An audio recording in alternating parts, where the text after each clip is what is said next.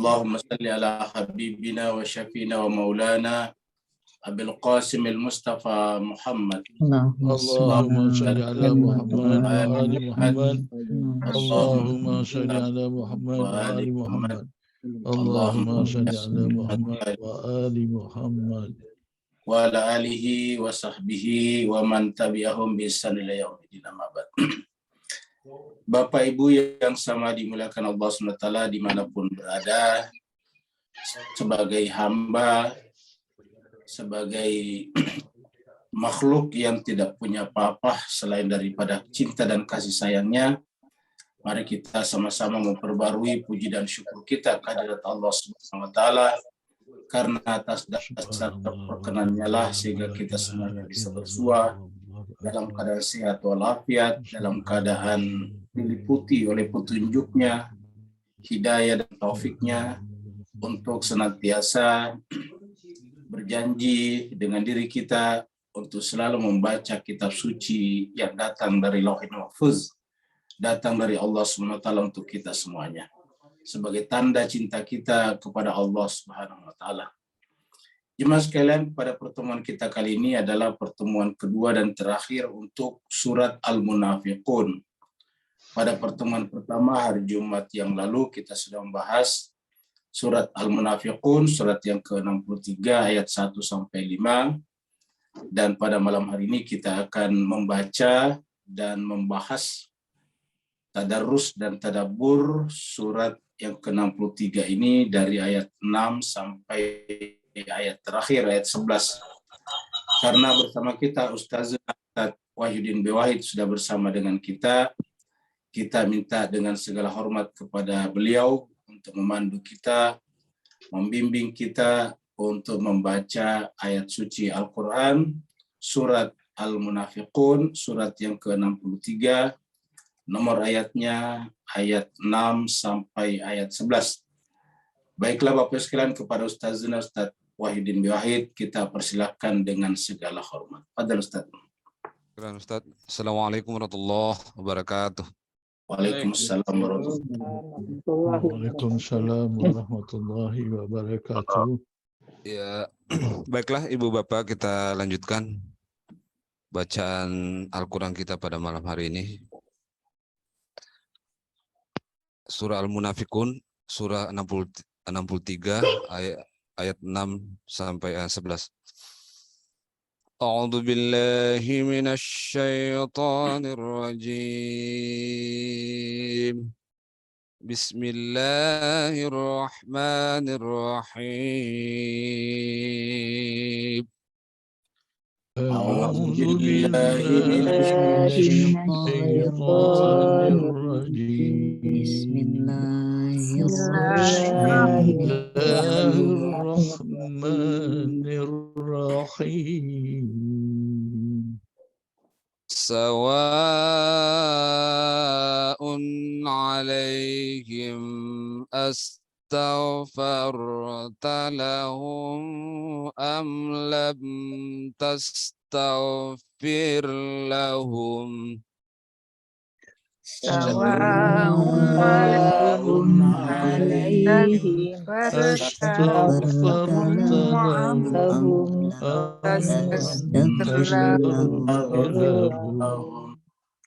am lam tastaghfir lahum lam yaghfirallahu lahum.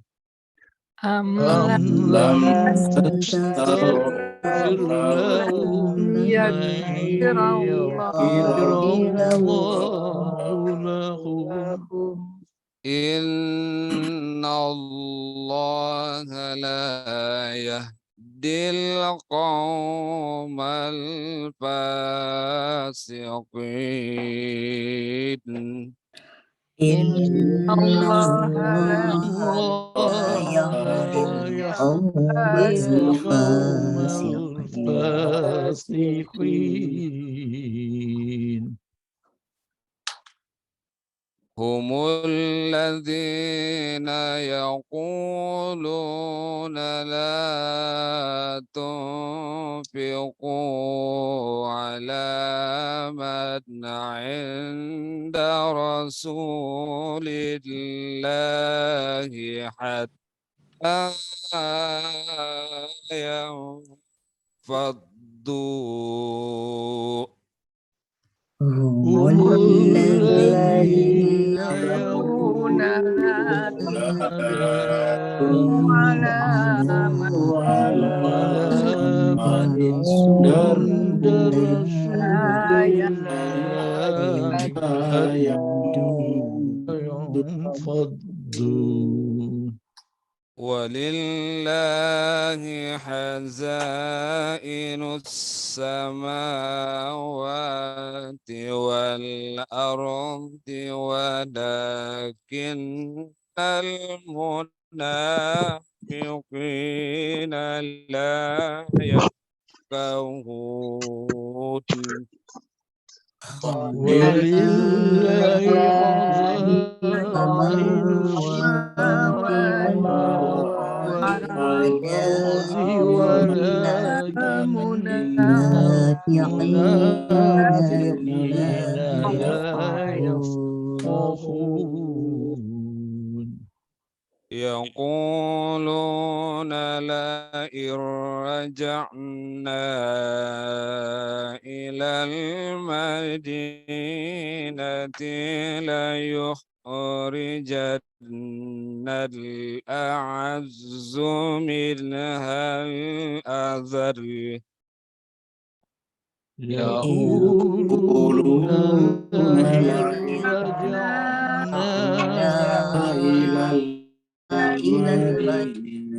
ليخرجن الأعز منها الأذل ولله العزة ولرسوله وللمؤمنين ولكن المنافقين لا يعلمون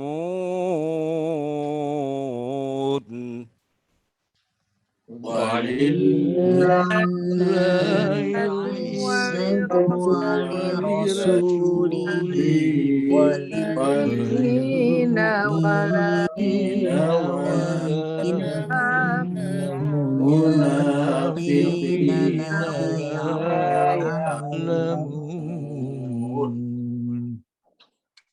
يا أيها الذين آمنوا لا تلهكم أموالكم ولا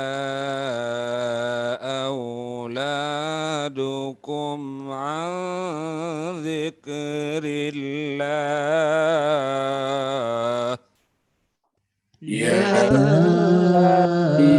أيها الذين آمنوا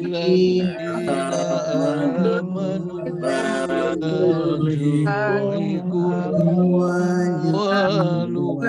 أموالكم ولا أولادكم عن ذكر الله ومن يفعل ذلك فأولئك هم الخاسرون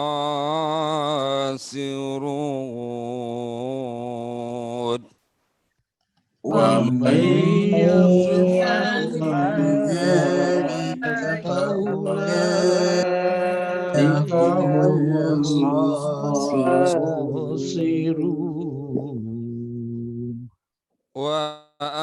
وأنفقوا مما رزقناكم من قبل أن يأتي أحدكم الموت وأنفقوا مما رزقناكم من قبل أن يأتي أحدكم الموت فيقول رب لولا أخرتني إلى أجل قريب فيقول رب لولا أخرتني إلى أجل قريب فأصدق وأكن من الصالحين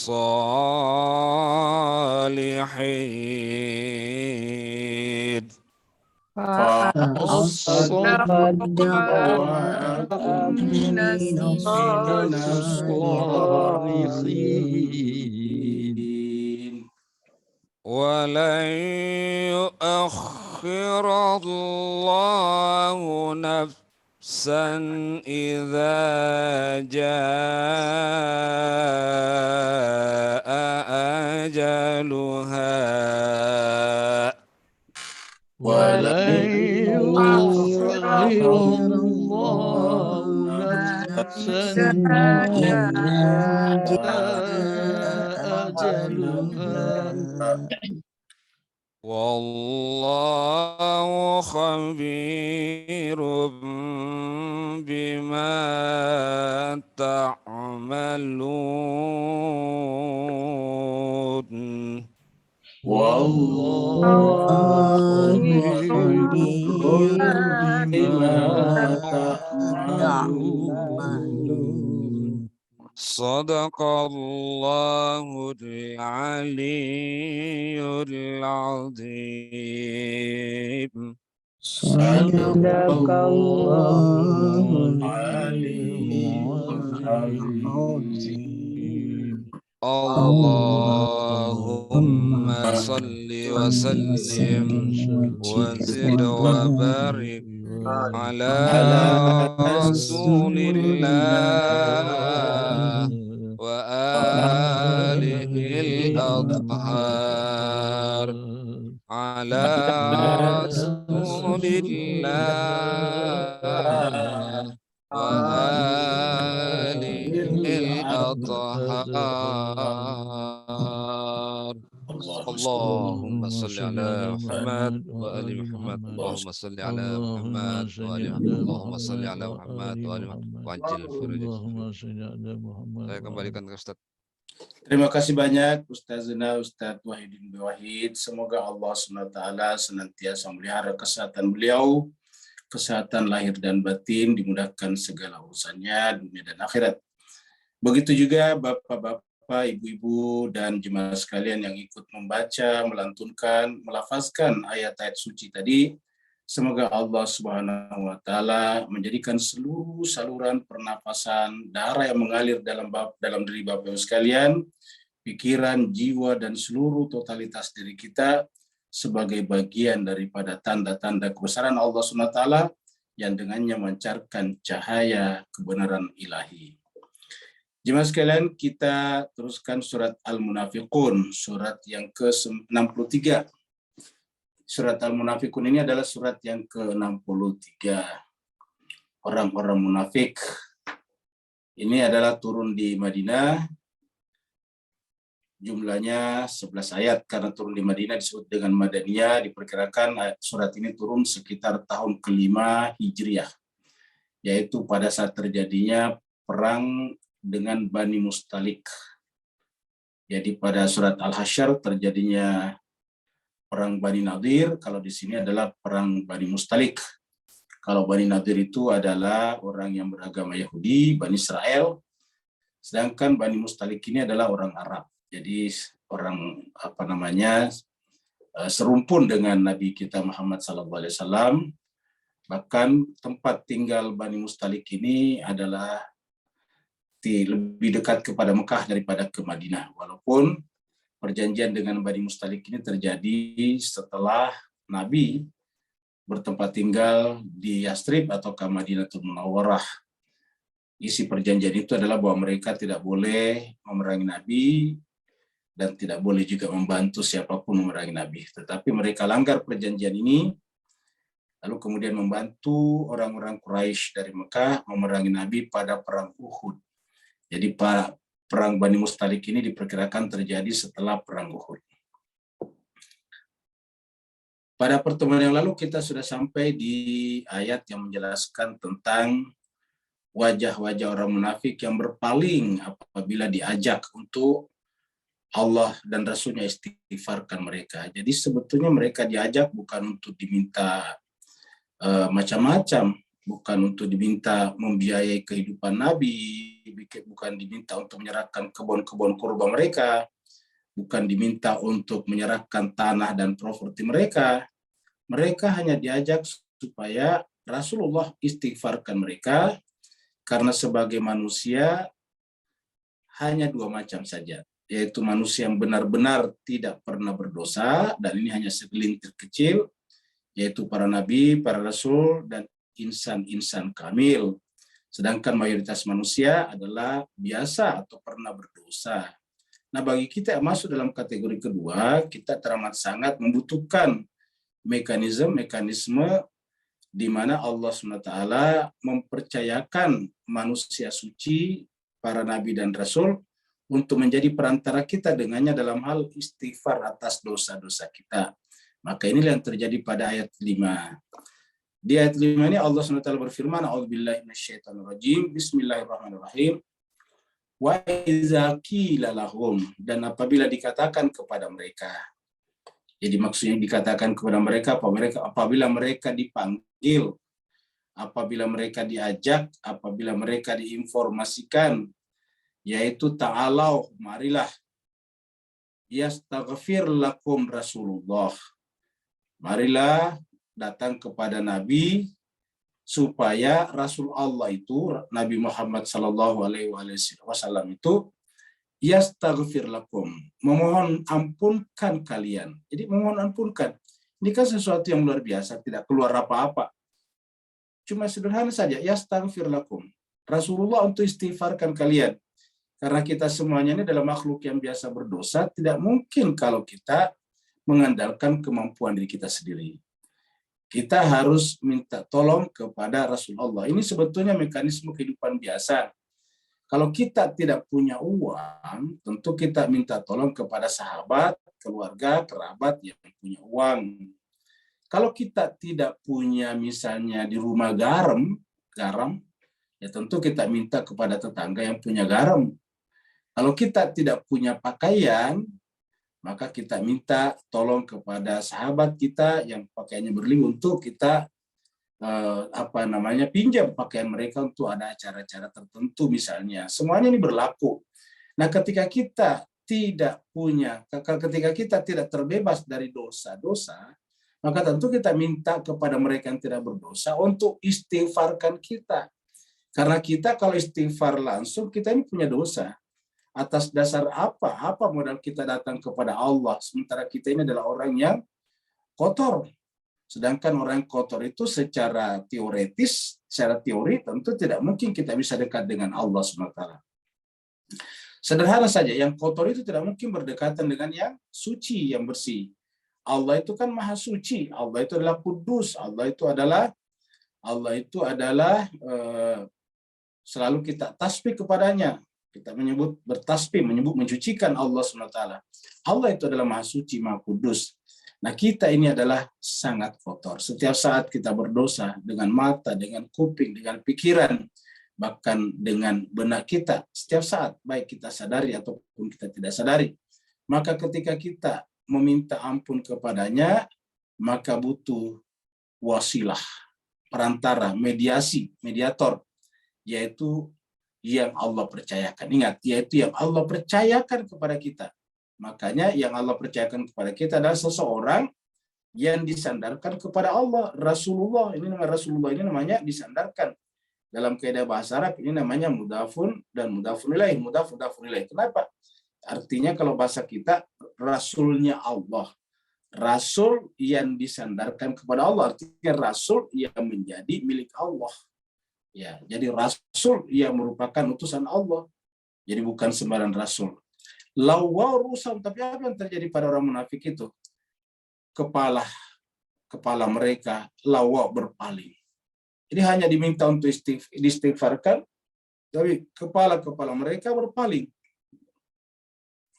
Wara'aitahum, dan kalian dan kau menyaksikan mereka yasuduna, mereka bahkan mengambil jalan yang lain sambil menyombongkan diri. Wahum mustakbirun, sambil menyombongkan diri.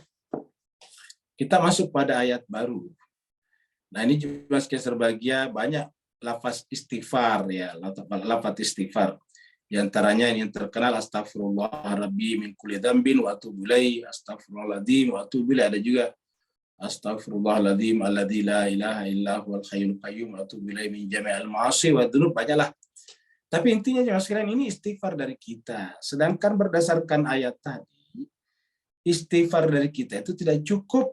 Kita juga sudah melihat pada pertemuan yang lalu surat An-Nisa ayat 64 bahwa Rasul harus istighfarkan kita. Kita sudah lihat juga bagaimana anak-anak Nabi Yakub datang kepada Nabi Yakub ayahnya untuk minta diistighfarkan atas kesalahannya terhadap Yusuf dengan membuang Yusuf ke dalam sumur.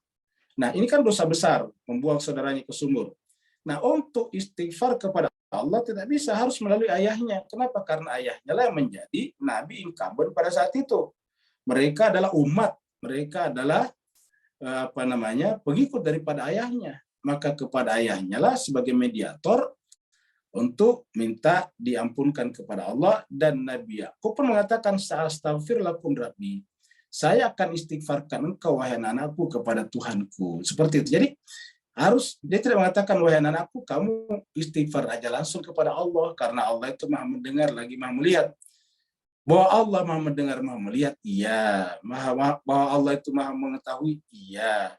Tetapi Allah juga menciptakan yang disebut dengan tatanan. Alam semesta ini adalah tatanan, tidak acak, tidak semena-mena. Kita lihat misalnya matahari di sana itu punya mekanisme untuk sampai kepada diri kita. Ya, misalnya matahari itu sampai kepada diri kita yang tidak merusak melalui namanya lapisan-lapisan atmosfer. Kalau tidak melalui lapisan-lapisan atmosfer atau stratosfer, maka ultravioletnya akan menimpa kulit kita dan kita akan terbakar. Begitu juga supaya menjadi makanan yang baik melalui tumbuh-tumbuhan, fotosintesis dan seterusnya. Jadi ada mekanismenya seperti itu. Ya. Nah, Allah menciptakan semuanya dengan mekanisme yang sangat-sangat indah. Nah, di antara mekanismenya adalah pengampunan atas dosa-dosa. Tetapi ujung-ujungnya Allah yang mengampuni kita cuma melalui mekanisme itu. Maka kita lihat berikut ini. Ya. Allah mengatakan di ayat ini, ayat 6, ketika yang bersangkutan itu tidak ada keinginan untuk istighfar kepada Allah, tidak ada keinginan untuk menerima Rasulullah. Ingat tadi, lawaw rusahum, kepala mereka berpaling dari Nabi. Artinya apa? Mereka menolak Muhammad sebagai Nabi. Menolak dalam pengertian hati, karena secara zahir mereka mengaku pengikut Muhammad juga. Yang namanya munafik kan secara zahir dia mengaku sebagai pengikut Nabi Muhammad juga. Tetapi secara hati tidak. Jadi kata-kata lawaw rusahum itu adalah hati mereka atau mata hati mereka itu berpaling daripada Nabi. Nah, ketika hatinya berpaling daripada sang Nabi, maka tidak mungkin Allah terima istighfar mereka kalau mereka yang langsung istighfar kepada Allah. Bahkan seandainya pun Nabi istighfarkan mereka karena secara hati tidak menerima Nabi, ya tetap mekanisme itu tidak berjalan. Jadi bukan persoalan Nabi istighfarkan saja, bukan persoalan Nabi Muhammad saya istighfarkan mereka, tetapi persoalan mereka mau berwilayah atau tidak kepada sang Nabi. Apakah mereka mau berwala kepada sang Nabi? Kalau mereka hatinya tetap berwala kepada selain Nabi dan kepada sang Nabi dia berbara'ah, berlepas diri, ya tetap saja istighfar mereka tidak diterima. Allah mengatakan sawaun alaihim, sama saja bagi mereka. Astaghfarta, apakah engkau Muhammad mengistighfarkan, minta ampunkan lahum bagi mereka, atau lam tastaghfir lahum, kamu tidak minta istighfarkan mereka. Artinya sama saja, kamu istighfarkan atau tidak istighfarkan, karena hatinya bara'ah dari Nabi dan berwala kepada selain Nabi, la yaghfirallahu lahum. Kata-kata la di sini sekali-sekali tidak. Sekali-sekali tidak, Tuhan tidak akan pernah mengampuni mereka. La yaghfirallahu lahum. Allah tidak akan pernah mengampuni mereka. Jadi coba lihat Bapak Ibu sekalian. Jadi kalau hati sudah berpaling daripada Nabi, kan berarti bukan hanya Nabi saja, tapi siapa saja yang Allah percayakan sebagai pewaris kenabian, siapa saja yang Allah percayakan sebagai pemandu umat, pelaksana tugas-tugas kitab suci dan kenabian, maka kita butuh daripadanya istighfarnya, dan kita butuh dulu berwilayah kepada mereka supaya mereka mau istighfarkan kita kepada Allah. Kalau kita tidak menunjukkan keberwilayahan kita, keberwalian kita kepada mereka, tidak berwala, kita tidak menunjukkan keberwalaan kita kepada mereka, ya tetap saja berlaku la yaghfirallahu lahum. Allah tidak akan ampuni mereka. Jadi kata kuncinya di sini adalah wilayah, wala. Maka itu yang masuk dalam Al-Fatihah kita. Jadi pada saat kita membaca siratal ladzina an'amta alaihim, ini kan menunjukkan bahwa situ bukan cuma satu. Bahwa Bapak Ibu sekalian mengerti bahasa Arab, alladzina di situ isim mausulnya berbentuk jamak. Kan berarti bukan hanya Nabi Muhammad kita, tetapi orang-orang setelahnya, insan-insan suci setelahnya yang menjadi pelaksana tugas kenabian yang mendapatkan mandat dari Allah Subhanahu wa taala. Kalau kita mengatakan ihdinas siratal mustaqim, siratal ladzina, bukan siratal ladzi, tetapi siratal ladzina an'amta alaihim. Ya. Bukan siratal ladzi an'amta alaihi. Ya, ingat. Bunyi ayatnya tidak mengatakan siratal ladzi an'amta alaihi. Tetapi ingat siratal ladzina an'amta alaihim, bukan alaihi tapi alaihim. Kan menunjukkan bahwa ini ada jamak. Ya, banyak. Jadi ini menunjukkan butuh sikap berwilayah, karena ketika kita mengatakan ihdinas siratal mustaqim, siratal ladzina an'amta alaihim, berarti kita mengaku berwilayah kepada mereka yang menjadi pelaksana tugas kenabian, yang mendapatkan mandat, yang mendapatkan surat perintah pelaksanaan dari Allah Subhanahu wa taala. Nah, kalau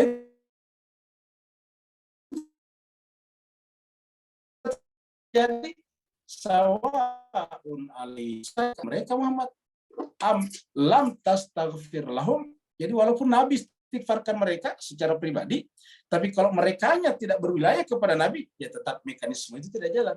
Jadi intinya penyambungnya adalah wilayah, wala. Jadi astaghfarta lahum am lam tastaghfir lahum. Kamu istighfarkan mereka, bagi mereka, atau lam, ini juga menunjukkan lam nih, lam tastaghfir lahum, kamu istighfarkan mereka atau tidak istighfarkan mereka, sawaun alaihim, sama saja bagi mereka, sama saja bagi mereka. Apa samanya? La yaghfirallahu lahum, Allah sekali-sekali tidak akan pernah mengampuni mereka. Jadi Bapak sekalian, ayat 6 ini perlu kita camkan baik-baik. Jangan sampai kita menghadapi akhirat hanya berdasarkan dugaan kita saja. Ulangi lagi, jangan sampai berdasarkan dugaan kita saja. Kalau kita beragama berdasarkan dugaan kita, kita itulah sebetulnya yang ummi. Karena ummi itu artinya apa? Tidak mengetahui kitab suci kecuali hanya dugaan-dugaan saja. Mari kita lihat di sini nih ayatnya. Kita lihat ayat di sini nih, surat Al-Baqarah. Kita lihat surat Al-Baqarah. Surat yang kedua. Ya, ini ayatnya kita ambil ayat 80 atau 79. Kita lihat dulu di sini. Ya, berarti di sini kita lihat 78. Nah, ini dia 78 ya. Wa minhum, di antara mereka ada yang ummiyun. Jadi yang ummiyun itu apa? Di sini walaupun diterjemahkan buta huruf, tapi di sini bukan buta huruf maksudnya. Jadi terjemahnya dipaksakan, tetapi ini maksudnya bukan buta huruf nih. Di antara mereka ummiyun, ada yang ummi. Ini untuk jamak. Hum, jamak, berarti harus ummiyun. Ya. Jadi kalau dihilangkan waw dan nunnya ya ummi. Kan begitu Bapak sekalian. Ini kalau dihilangkan bentuk jamaknya ini ummi. Ya. Jadi ummiyun atau ummi Apa itu ummi atau qaum ummi? La ya'lamunal kitaba illa amani. Sederhana. Yang disebut ummi itu adalah la ya'lamunal kitaba, tidak mengetahui Alkitab illa kecuali amani, berdasarkan dugaan-dugaan, berdasarkan perkiraan-perkiraan, berdasarkan perasaan saja, bukan berdasarkan fakta objektif, bukan berdasarkan petunjuk bahwa ini terletak dalam Al-Quran, dalam kitab suci, dalam Alkitab, surat sekian, ayat sekian. Itu namanya fakta. Tapi berdasarkan dugaan-dugaan saja, ya penting kita Islam, pasti diampuni dosanya. Itu dugaan namanya, Pak Bos sekalian. Buat ternyata berdasarkan surat Al-Munafikun tadi, ada satu hal yang sangat penting, syarat mutlak untuk diampuni dosanya itu wala, berwilayah. Yang kalau itu kita tidak penuhi, ya tidak bisa berlaku ampunan tadi berdasarkan surat Al-Munafikun. Nah, kalau kita berkata bahwa pasti Allah mengampuni kita karena kita sudah bersyahadat, ini yang disebut dengan ummi, yang la ya'lamunal kitaba illa amani. Yang tidak mengetahui kitab suci, tidak mendasarkan pernyataannya berdasarkan kitab suci, sehingga apa yang terjadi? Wa inhum, tiada yang mereka katakan itu illa kecuali yazunnun. Yazunnun itu dugaan-dugaan saja, tidak berdasarkan petunjuk langsung surat sekian ayat sekian, tapi inhum illa yazunnun. Tiadalah yang mereka katakan itu kecuali yazunnun. Beda dengan Nabi Muhammad. Kalau Nabi Muhammad in huwa illa wahyun yuha, kan begitu kalau Nabi Muhammad. Wa may yantiqu anil hawa in huwa illa wahyun yuha. Berdasarkan wahyu bisa ditunjukkan. Kalau mereka tidak, wa inhum illa yazunnun. Tiadalah mereka ucapkan, katakan itu kecuali hanya berdasarkan dugaan-dugaan, katanya. Ya, banyak sekali dalam Al-Quran, banyak sekali dalam masyarakat kita beredar pahaman keagamaan yang tidak didasarkan, tidak based on kitab suci Al-Quran. Ya, banyak sekali. Bukan waktunya pada malam ini untuk melisting apa saja yang kita anggap Islam, padahal sebetulnya tidak ada dalam Al-Quran. Tapi intinya yang kita maksudkan di sini adalah betapa banyak orang yang tidak mengetahui kitab suci kecuali hanya amani, yaitu berdasarkan dugaan-dugaan saja. Kita kembali tadi ke sini. Jadi sawaun alaihim astaghfarta lahum am lam tastaghfir lahum la yaghfirallahu lahum. Innallaha la yahdil qaumal fasiqin. Ingat jemaah sekalian berbahagia, berarti orang seperti ini fasik namanya. Jadi di sini pernyataan umum, bukan hanya munafik, yaitu siapa saja yang mengaku berislam, beragama Islam, yang mengaku mengimani Islam, kitab sucinya, mengaku mengimani nabinya, Tuhannya dan sebagainya, tetapi tidak berwala, tidak berwilayah kepada insan-insan kamil yang disebut dengan siratal ladzina an'amta alaihim, maka innallaha la yahdil qaumal fasiqin. Allah tidak memberikan hidayah, petunjuk, memandu orang-orang anggota komunitas yang sudah dengan al-fasiqin tersebut. Tentu kita berlindung dari Allah dari hal seperti ini Bapak sekalian. Na'udzubillahi min dzalik, summa na'udzubillahi min dzalik. Kita berlindung daripada hal-hal seperti ini. Jemaah sekalian berbahagia, inilah kerja-kerja orang munafik dulu, sering berduaan untuk mengatur siasat, lalu kemudian mempengaruhi yang lain. Ya. Dalam ini dikatakan humul ladzina yaquluna, mereka itu berkata. Jadi berdasarkan ayat ini orang munafik itu bukan cuma satu, tidak bisa dialamatkan hanya kepada Abdullah bin Ubay bin Salul. Ya, tidak bisa dialamatkan kepada Abdullah bin Ubay saja. Karena ini kata-kata hum, ini kan banyak nih. Humul ladzina, mereka itu orang-orang yang yaquluna berkata, kan berarti banyak orangnya nih. Ya. Mereka adalah orang-orang yang berkata, yaitu mempengaruhi yang lain. Mereka ini banyak dan mempengaruhi yang lain, yaitu mengatakan la tunfiquna. Kan ini menunjukkan yang berkata yang mempengaruhi banyak. Yang dipengaruhi ini, tu'nya ini Anda, kaliannya ini adalah dipengaruhi dan banyak juga, karena ini juga bentuk jamak juga nih. La tunfiqu, ini juga adalah fi'il mudhari untuk bentuk jamak. Cuma nunnya hilang di sini karena ada masuk lam di sini. Ya, la tunfiqu harusnya tunfiquna di sini. Sama dengan di sini. Yaquluna untuk mereka, ini juga untuk kalian, tunfiquna.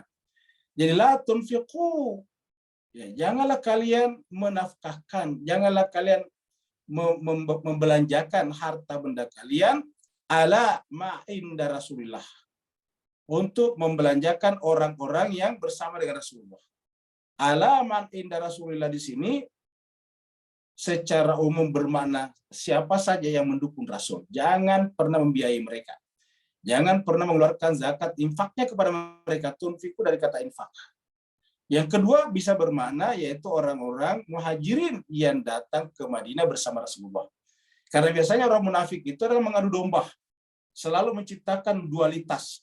Dua entitas itu, dua entity itu lalu kemudian diadu, dibenturkan. Ya, dikasih berkelahi, kira-kira begitulah. Ya, dibuat namanya segregasi sosial. Segregasi itu pemisahan dengan cara menciptakan dua pendapat, baru pendapat itu diagitasi namanya. Pendapat itu diprovokasi, yang sana disuruh meledek yang ini, yang di sini suruh meledek yang sana, sehingga semakin ledek-ledekan semakin menguat. Ya, semangat primordialisme kedua kelompok. Semakin menguat semangat primordialisme, semangat kekelompokan kedua belah pihak, semakin gampang mereka dikasih berperang satu sama lain. Nah, itu yang terjadi pada zaman Nabi di Madinah, di mana kaum munafik ini mengadu domba antara muhajirin dan ansar. Kalau ansar yang menjadi pemimpin, dia datang kepada orang muhajir. Masa kamu dipimpin oleh ansar? Ansar artinya orang Madinah, orang Yastrib. Kalau kebetulan orang Mekah muhajir yang jadi pemimpin, mereka datang ke ansar. Kalian ini kan penduduk asli negeri ini, kenapa kamu harus dipimpin oleh orang pendatang seperti itulah? Ini selalu terjadi, Bapak sekalian, dan bahkan sekarang kita lihat ini umat Islam juga suka melakukan itu. Bahkan maksud saya umat Islam di sini mengaku sebagai Islam, mengaku sebagai penyeru Islam, tetapi isi ceramah-ceramahnya adalah mengadu domba kelompok-kelompok yang ada dalam masyarakat, menciptakan segregasi sosial. Apalagi kalau menjelang pemilihan raya, pemilihan umum, ya, maka kemudian segregasi diperkuat. Untuk siapa? Bukan untuk Islam, tapi untuk mereka-mereka yang berkepentingan secara politik untuk memanfaatkan emosi sesaat seperti ini. Maka humul ladina yaquluna, mereka berkata kepada orang-orang Ansar, la tunfiqu. Ansar itu artinya penduduk asli Madinah, Yastrib. La tunfiqu ala man inda Rasulullah. Kamu jangan mau belanjakan uang kamu untuk orang-orang yang bersama dengan Rasulullah. Orang-orang muhajirin, ini pengertian kedua tadi. Hatta yanfadu, sampai mereka semuanya bubar. Bubar adalah pengertian tidak bersatu lagi. Sampai mereka bercerai-berai.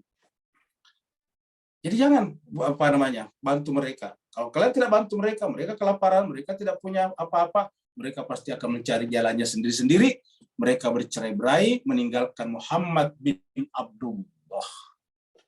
Jadi dia mereka lakukan Bapak sekalian. Jadi selalu ada kekuatan seperti ini dalam suatu komunitas. Ya. Entah kekuatan ini memang karena sifatnya, entah memang karena dipakai oleh orang luar untuk memecah belah umat. Walillahi khazainus samawati wal ardh. Allah mengatakan bahwa larangan mereka kepada orang Ansar, orang Yastrib, membelanjakan hartanya untuk kepentingan perjuangan Rasulullah tidak ada hubungannya dengan manusia. Yaitu bahwa mereka lupa bahwa seluruh alam semesta ini adalah milik Allah. Walillahi, dan milik Allah lah. Walillahi, milik Allah lah khazain. Khazain ini bentuk jamak dari khazanah. Khazanah ini sudah menjadi bahasa Melayu. Khazanah itu artinya perbendaharaan. Jadi walillahi khazainu. Kepunyaan Allah lah khazanah, kekayaan, perbendaharaan apa saja yang ada di langit dan di bumi. Jadi khazainus samawati wal ardh. Jadi jangankan yang dimiliki oleh orang Ansar yang sangat terbatas di Madinah Yastrib itu, bahkan apa yang ada di langit dan di bumi adalah khazanah Allah SWT. Walillahi khazainus samawati wal ardh. Kepunyaan Allah lah khazanah, perbendaharaan langit dan bumi. Jadi apa saja yang ada di langit sana, apa saja yang ada di bumi, di dalam laut, di perut bumi, semuanya adalah milik Allah. Cuma ada yang gagal paham. Walakinna, akan tetapi, al-munafiqina, orang-orang munafik itu, sayangnya al-munafiqina, apa tandanya munafikin? La yafqahun. Inilah berbahayanya kalau orang gagal paham. La yafqahun, gagal paham. Ini adalah mereka adalah mengalami apa yang disebut dengan la yafqahun, gagal paham. Jadi orang-orang munafik ini la yafqahun, tidak paham, tidak mengerti. Artinya apa? Renungan-renungan mereka, pengetahuan mereka, ma'rifat mereka kepada Allah tidak ada sama sekali. Kalau mereka ma'rifat kepada Allah, mereka mengetahui bahwa segala sesuatunya tadinya tidak ada, lalu kemudian Allah mengadakannya. Karena Allah mengadakannya, secara otomatis Allah yang punya hak milik terhadap segala-galanya, termasuk milik kita, bahkan termasuk diri kita sendiri.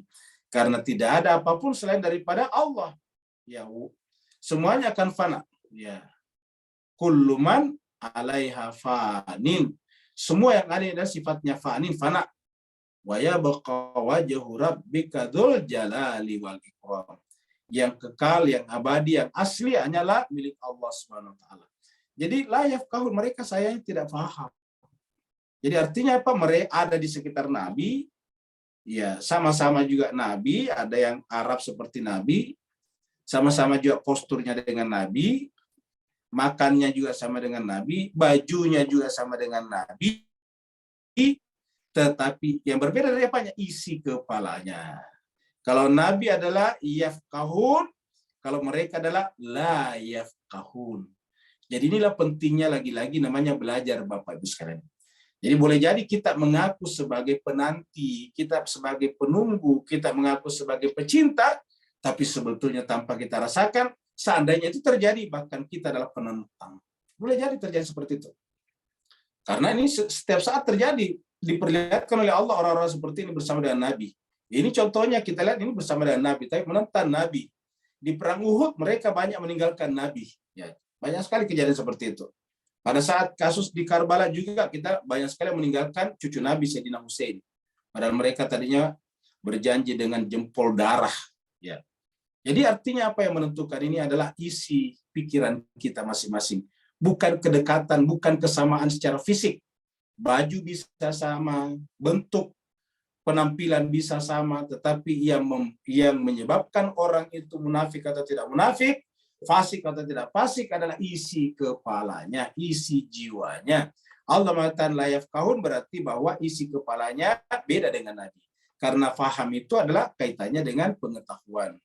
Jadi walakinna, tetapi al munafiqina, jadi ini arti walakinna ini arti penolakan, penyebabnya ialah karena mereka la yafqahun. Jadi penyebabnya itu. Jadi Bapak sekalian, kalau kita sekarang mengaku mencintai Nabi, ya boleh saja, tetapi apa buktinya? Ini jelas-jelas sesama dengan Nabi. Mereka juga ada yang berhijrah bersama dengan Nabi dari Mekah ke Yastrib. Sekarang bersama dengan Nabi, berperang bersama dengan Nabi. Setiap saat menyaksikan wajah indahnya Nabi. Setiap saat mendengarkan tutur katanya Nabi yang lembut itu. Bahkan terkadang mereka ikut sholat di masjid. Walaupun tadi kita lihat Nabi berkhutbah di atas, mereka tinggalkan demi mendatangi topeng monyet. Seperti dalam surat Al-Jum'ah yang kita bahas sebelumnya. Ini kan menunjukkan bahwa kita patut curiga kepada diri kita. Ya Allah, jangan-jangan kita masuk kategori ini. Kita mengaku menjadi pecinta Nabi. Kita mengaku sebagai keturunan Nabi yang suci, tapi jangan terlupa layaf kaum. Apa yang menyebabkan layaf kaum? Ada motif dalam jiwa kita, ada niat-niat lain di dalam jiwa kita. Maka itulah menyebabkan kemudian hati kita menjadi terhijab sehingga tidak bisa paham. Ini adalah contoh jemaah sekalian berbahagia. Ketika mereka pulang dari dari Bani Mustalik, ya, jadi Mustalik itu nanti telah terjadi peperangan dan kemudian menang Nabi di Bani Mustalik. Diperkirakan itu terjadi pada tahun ke-5 atau tahun ke-6 Hijriah setelah perang Uhud.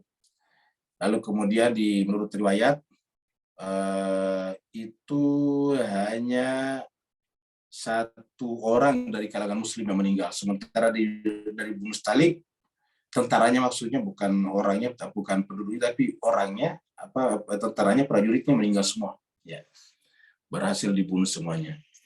Yaquluna, mereka berkata. Nah, coba lihat. Ini setelah mereka menang di Bani Mustalik. Masih saja mereka mengadu domba orang. Sudah menang ini ceritanya Pak sekalian. Yaquluna siapa tadi? Orang munafik tadi yang layak kaun. Jadi yaquluna tadi, masih mereka berkata. Sama di atas tadi yaquluna juga. Ya. Yaquluna mereka berkata, lain raja'na ilal madinati. Kalau kita kembali ke Madinah ini, lain raja'na ilal Madinah. Jadi artinya apa? Mereka mempengaruhi agar orang-orang ini terus kembali ke Madinah. Ya. Mereka menyimpang saja, mereka deviasi saja, mereka disersi saja, ya, kalau bahasa tentaranya. Yaquluna mereka berkata, lain raja'na ilal Madinati, kalau kita kembali ke Madinah, la yukhrijannal a'azzu minhal adal. Coba menciptakan cerita yang tidak benar. Dia katakan ini menang ini kita dari Mustalik, Bani Mustalik. Ini berarti Islam semakin kuat, Nabi semakin kuat. Karena semakin kuat ini, ingat kata-kata ini al-a'azz. Apa itu? Yaitu bahwa mereka yang memegang peran-peran penting di Madinah, elit-elit Madinah pasti akan mengusir kita. Nih. Maka kalau kita kembali ke Madinah, la yukhrijanna, mereka akan mengusir kita. Padahal tidak ada Nabi pernah mengungkapkan ini. Tapi mereka mempengaruhi yang lain, menakut-nakuti, ini namanya menciptakan hoax. Ya. Dan hoax ini nggak bisa diverifikasi. Namanya hoax tidak bisa diverifikasi. Tidak ada sumbernya. La yukhrijannal azzu minhal adal. Kalau kita kembali ke Madinah, niscaya elit-elit Madinah yang telah menang besar ini pasti akan mengusir kita yang lemah ini. Ya. Al-azal lainnya yang lemah. Kalau kita kembali ke Madinah, la yukhrijannal azzu minhal adal. Jadi Bapak sekalian, yang namanya munafik itu selalu menciptakan cerita-cerita yang tidak berdasar. Nah Bapak Ibu sekalian, apakah kita ada sifat nifak dalam jiwa kita? Bisa kita ketahui dengan apa? Dengan gampang kita menyebarkan informasi di grup-grup WhatsApp, WA. Begitu ada grup yang kita anggap sejalan dengan pikiran kita dan menyerang lawan kita, kita sebarkan. Ingat, menyerang lawan kita. Kita kan punya pendirian. Nah, ada pendirian lain, kita tidak setuju. Nah, kita nyerang mereka. Dengan apa? Dengan menyebarkan informasi ini. Akhirnya tanpa kita rasakan, kita menjadi bagian daripada cyber army mereka. Sampai kita sadari bahwa kita sudah menjadi tentara cyber, tentara online mereka untuk memperbesar ini segregasi sosial, yaitu pertentangan di antara kubu-kubu dalam masyarakat. Jadi la yukhrijannal azzu minhal adal. Kalau kita kembali, mereka akan mengusir kita. Iya, mereka lupa bahwa orang-orang elit di Madinah, maksudnya tokoh-tokoh Madinah itu adalah tokoh-tokoh yang menyandarkan kemuliaannya, ketokohannya pada Allah, bukan pada kekuatan pribadinya. Jadi tidak mungkin seperti yang mereka katakan itu, bahwa di dalam sistem sosial selalu ada gradasi, ada pejabat, ada rakyat, itu di mana-mana terjadi. Tetapi di dalam kategori orang beriman, semakin tinggi derajat kekuasaan, kepejabatan seseorang, semakin tawaduk, semakin humble. Bukan seperti pada kerajaan-kerajaan kufar, kerajaan-kerajaan yang fasik. Kalau kerajaan-kerajaan yang mendasarkan dirinya pada duniawi, semakin tinggi kekuasaannya, semakin arogan, semakin sombong, semakin semena-mena, semakin bertindak semaunya saja. Kalau dalam Islam tidak, semakin tinggi berarti semakin humble, semakin tinggi semakin wara, semakin tinggi semakin zuhud, karena mereka menempatkan dirinya sebagai pelayan Tuhan, bukan sebagai alat untuk mendapatkan kenikmatan dan keuntungan duniawi. Maka dikatakan di sini, mereka lupa. Ini jawaban Allah di sini. Pernyataan mereka sampai di sini saja. Jadi pernyataan mereka kita akhir sampai di sini. Sampai di sini pernyataan mereka. Nah, di sini jawaban Allah. Walillahil izzatu walirasuli. Mereka lupa bahwa yang namanya al-izzah, kemuliaan itu adalah milik Allah. Jadi walillahil izzatu, kemuliaan, kekuasaan itu milik Allah. Siapa lagi? Walirasulihi.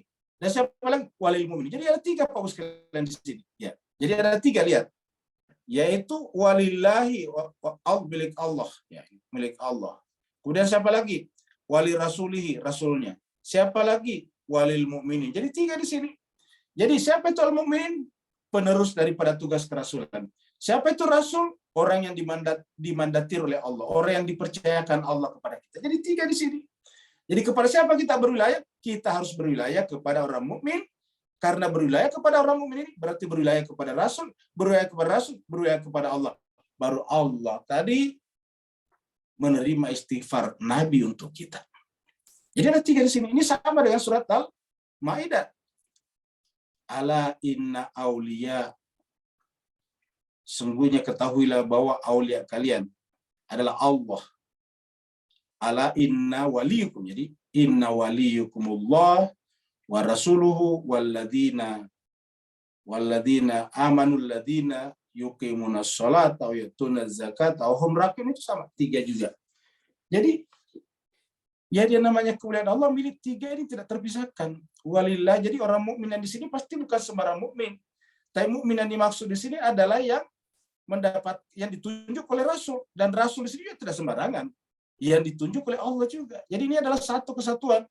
Mukmin, Rasul, Allah. Jadi bukan mukmin sembarangan. Ya. Walillahil izzatu walir Rasul. Jadi fitnah-fitnah mereka ini pasti berkenaan dengan orang mukmin ini. Pasti mereka mengatakan kalau nanti Nabi wafat, dia berkuasa, kita akan diusirnya seperti itu. Jadi dibuatlah fitnah-fitnah seperti itu. Kalau mereka nanti berkuasa, makanya terbukti setelah Nabi wafat, orang-orang Ansar pertamanya bikin pertemuan supaya ada pemimpin dari kalangan Ansar tersendiri. Ya, dan seterusnya. Jadi walillahil izzatu walir rasuli walil mu'minin. Walakinna, sama tadi di atas. Kalau di atas tadi walakinnal munafiqina la yafqahun. Kalau di sini walakinnal munafiqina la ya'lamun. Jadi ilmu lagi di sini Pak Bu sekalian. Ya. La ya'lamun, orang munafik ini tidak berilmu. Ya. Ilmu apa? Ilmu kitab suci. Jadi ada 2 hal di sini. Pertama ilmu, yang kedua adalah faham. Ya. Tidak bisa kita faham kalau tidak memiliki ilmu. Maka di atas tadi yafqahun, baru kemudian ya'lamun di sini. Berarti siapakah orang beriman di sini? Yang memiliki ilmu. Yang ilmunya mencakup ilmunya Rasul. Yang ilmu Rasul mencakup ilmunya Allah. Bukan hanya ilmu, tetapi juga memahaminya, faham. Ya. Mereka faham. Yafqahun tadi di atas. Kalau orang munafik, la yafqahun. Sedangkan mereka ini adalah yafqahun, ya'lamun. Saya kira Bapak sekalian ini jelas sekali ayat-ayat seperti ini. Ya. Ini adalah, kita lihat ini jemaah sekalian, perang Bani Mustalik dulu ya. Kita kita hapus dulu ini ya. Gambar-gambarnya biar enak dilihat ya. Nah, kita lihat di sini ya. Ini adalah peta ya. Ini lihat, ini adalah Mekah. Ini adalah Mekah, ini adalah Madinah. Nah, ini posisi Bani Mustalik di sini nih, Bani Mustalik. Jadi dia lebih dekat kepada Laut Merah di sini ya. Jadi Mustalik dekat ke Laut Merah sini. Jadi ini Mekah, lebih dekat nih ya, Bani Mustalik. Jadi pasti lebih dekat ke Ghadir Khum ini, karena Ghadir Khum antara Mekah dan Madinah juga. Ya, jadi pasti sekitar sini juga ini. Nah, jadi disinilah letaknya Bani Mustalik. Jadi Nabi bergerak dari sini menuju ke sini untuk memerangi Bani Mustalik ketika Bani Mustalik itu berusaha untuk meraih kembali Nabi setelah dia menang di perang Uhud, membantu orang Mekah di sini, orang Quraisy di sini. Maka kita lihat di sini, kita kutipkan ini, ada beberapa faktor penyebab terjadinya perang Bani Mustalik. Beberapa faktor penyebab terjadinya perang Bani Mustalik. 1, dukungan Bani Mustalik terhadap Quraisy ini dia. Jadi dia mendukung Bani Quraisy untuk melawan kaum muslimin pada perang Uhud. Jadi perang Uhud. Ya. Mereka menggabungkan diri bersama orang Habsyi. Orang Habsyi adalah orang Afrika yang dibayar, yang bekerja sama untuk melakukan perang terhadap Nabi di Uhud. Nah, gitu. Yang kedua, Bani Mustalik menguasai jalan utama menuju Mekah. Jadi jalan utama dia ada di sini. Kita lihat posisinya. Jadi kalau orang dari Madinah ke Mekah, dia harus melewati ini. Jadi dia punya posisi yang sangat sentral, posisi yang sangat penting. Karena orang Madinah bisa dicegat di sini kalau mau ke Mekah. Orang Madinah kan berarti Islam. Jadi Bani Mustalik menguasai jalan utama menuju Mekah untuk menghalangi kaum muslimin. Ya. 3, Rasulullah Shallallahu Alaihi Wasallam mendengarkan kabar bahwa Bani Mustalik telah berkumpul untuk menyerang Rasulullah. Ini setelah perang Uhud. Ya, ini perang Uhud.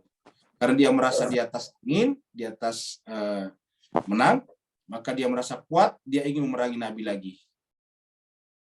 Nah, jemaah sekalian berbahagia, pada saat mendengar berita ini Nabi tidak langsung percaya. Itu nanti disusupkan orangnya Nabi ke Bani Mustalik untuk mengecek, cek and recheck, benar nggak mereka. Jadi Nabi itu tidak pernah gegabah.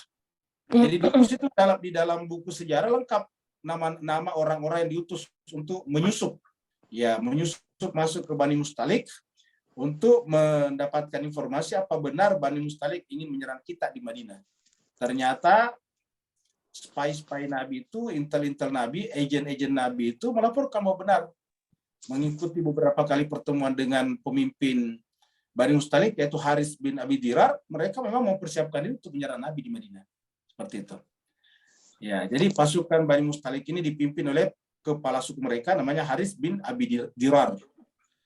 Setelah Rasulullah mendengarkan kabar tersebut, maka beliau mengirim utusan agar segera menemui Bani Mustalik di tempat persediaan air bernama Al-Murasi dari arah Udaid ke arah tepian. Jadi Nabi berusaha mencegah terjadinya peperangan. Nah, sumbernya kita ambil dari Tribun. Ya, jadi Tribun kenapa? Supaya kita semua bisa mengakses. Kalau kita ambil dari buku magazinya Al-Waqidi kan tidak bisa kita akses semuanya karena berbahasa Arab. Jadi walakinnal munafiqina la ya'lamun. Mereka tidak paham sehingga kemudian mereka mengadu domba tadi. Mereka membenturkan antara kaum Muhajirin dan Ansar, terutama tadi di dalam menghadapi perang Bani Mustalik tadi. Kemudian ayat berikutnya, ini ayat yang terkenal Pak Pus sekalian, yaitu ya ayyuhalladzina amanu la tulhikum. Nah, di sini kita kasih background bahwa ada di dalam surat Al-Kahfi juga. Surat Al-Kahfi ini adalah surat yang ke-18, ayatnya 46. Bahwa memang yang namanya al-malu wal banun, harta benda dan anak-anak itu adalah zinatul hayat, ini perhiasan di dunia saja.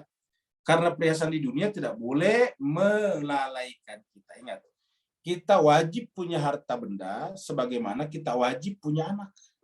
Kalau yang punya anak, maksudnya wajib memelihara anak, wajib bertanggung jawab kepada anak kita sebagaimana wajib punya harta benda.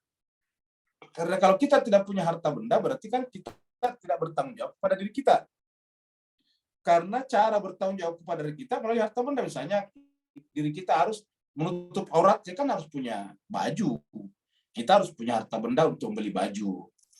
Kita harus punya rumah, karena rumah menutupi aurat kita dari orang-orang, dari manusia. Maka kita harus punya rumah. Dalam rumah itu kan ada tempat yang memelihara aurat kita. Kita tidur, istirahat. Ya, maka kita butuh semuanya untuk beli rumah, makanan, minuman. Harta benda penting sekali.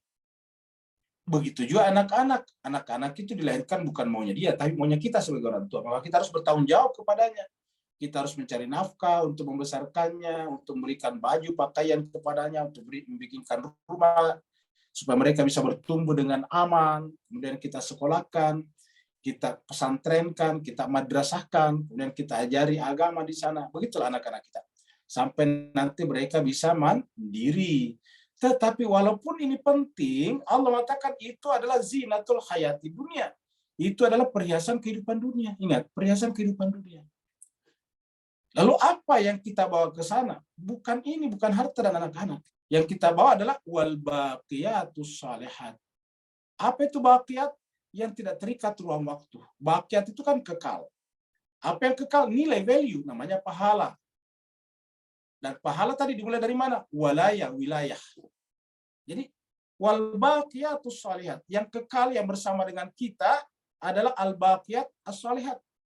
Bukan al-baqiyatus sayyiat, tetapi al-baqiyatus shalihat. Adakah al-baqiyatus sayyiat? Ada, yaitu dosa.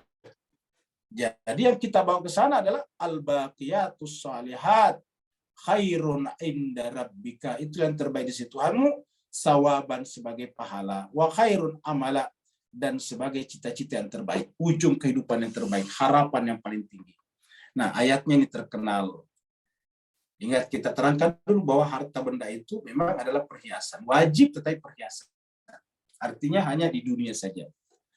Maka dia harus dirubah menjadi apa? Al-baqiyatus shalihat. Ya ayyuhalladzina amanu. Wahai orang-orang beriman, dipanggil secara khusus orang beriman. Ya ayyuhalladzina amanu. La tulhikum. Janganlah kalian dilalaikan ini. La tulhikum. Jadi Apa? Amwalukum wala auladukum. Berarti di sini bukan larangan punya harta. Ini bukan larangan punya harta, bukan larangan punya anak-anak. Ya, kita sudah terangkan tadi, ya, bahwa al-mal wal banun itu anak-anak. Cuma, ingat cuma, jangan sampai gara-gara atau sebab harta dan anak-anak membuat kita lalai. Itu yang dilarang. Jadi yang dilarang bukan hartanya, yang dilarang bukan anak-anaknya, tetapi apa? Lalainya, ingat. Larangannya kepada lalai, bukan larangannya kepada anak. Tapi la tulhi, jangan kalian lalai, kan begitu. Yang dilarang lalainya. La tulhikum amwalukum wala auladukum. Jangan kalian dilalaikan oleh apa? Harta benda kalian dan anak-anak kalian. Di tempat lain ada khusus ayat tentang lalai. Ayat lalai namanya, surat lalai malah namanya. Bapak Ibu ingat surat lalai dalam Al-Quran. Jadi ada namanya surat lalai.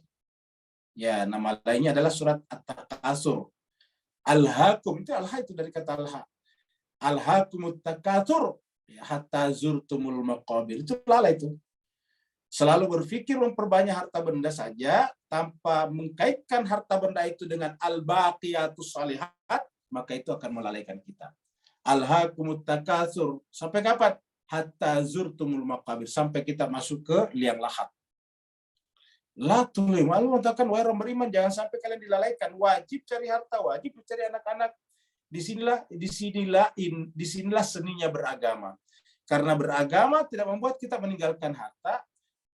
Beragama tidak membuat kita lepas tangan dari tanggung jawab anak-anak kita. Justru semakin beragama orang, semakin bertanggung jawab kepada anak-anaknya. Semakin beragama orang, semakin mencari harta benda. Karena ada kewajiban keagamaan yang bergantung kepada harta benda. Yaitu zakat, infak, sedekah, dan haji. Kalau kita ingin berhaji, umroh kan harus ada harta benda.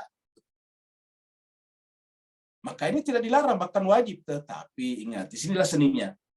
Sewajib-wajibnya kita mencari harta benda dan anak-anak, tidak boleh menjadi penyebab lalainya kita an zikrillah, dari mengingat Allah.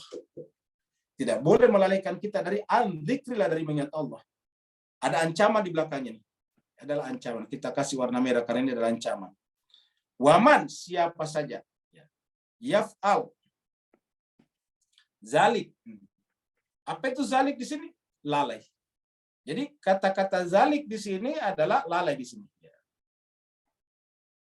Siapa yang lalai, kan larangannya di sini. La tulhikum amwalukum wala auladukum. Jangan lalai. Maka siapa yang berbuat demikian, yaitu lalai dari Allah akibat urusan harta benda dan anak-anak, apa kata Allah? Faulaika, mereka itulah humul khasirun, orang yang merugi.